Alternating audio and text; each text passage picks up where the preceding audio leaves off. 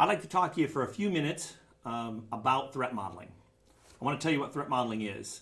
Threat modeling is a way of assessing risk to corporate assets by looking at threats to those corporate assets and the consequences that would be felt if those threats were realized. The value of threat modeling, there's quite a few things that are valuable about threat modeling. First of all, it allows you to make decisions about where to spend your money, which is what really important for corporations today. Second, it gives you a view into how your system should work optimally, with business representation, with network folks in the room, with ethical hackers in the room, with IT security folks in the room, with application owners in the room.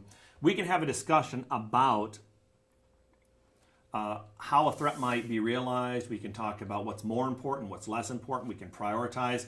We can do things that we really can't do in a traditional systems development lifecycle or software development lifecycle, right?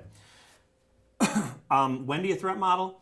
You can threat for those people that are going to send me hate mail and say, you can only threat model during the design phase. Please don't bother because it's going to be deleted. Here's the deal. You can threat model during any phase of your development lifecycle.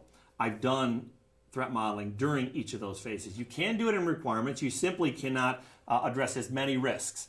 You can do it in design. Yes, that is optimal in many cases. You can do it during deployment.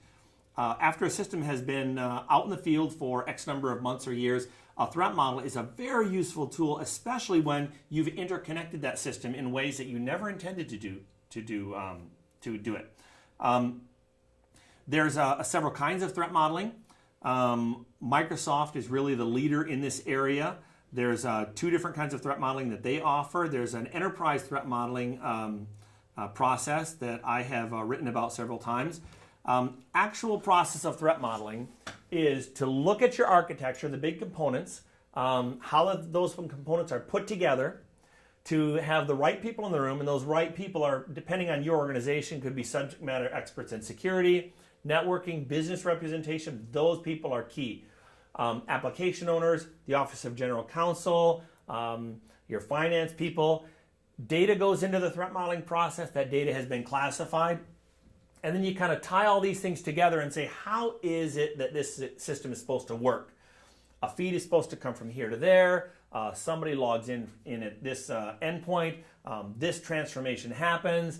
And then we have our business process that's a business objective that is fulfilled. Now, out of the threat modeling process come threats. Those threats are analyzed. They're analyzed by these folks over here, and it's important because that business person is the only person that can say how bad would it be if, right? IT security can say, here's how easy it is for me to hack into there, but the business rep is the only one that can say how bad it would be. Those threats are analyzed by the group, and a response is generated so that we can spend our money more wisely, we can address the changing threat environment, and we can do business in a way that is more amenable to making money and keeping things safe.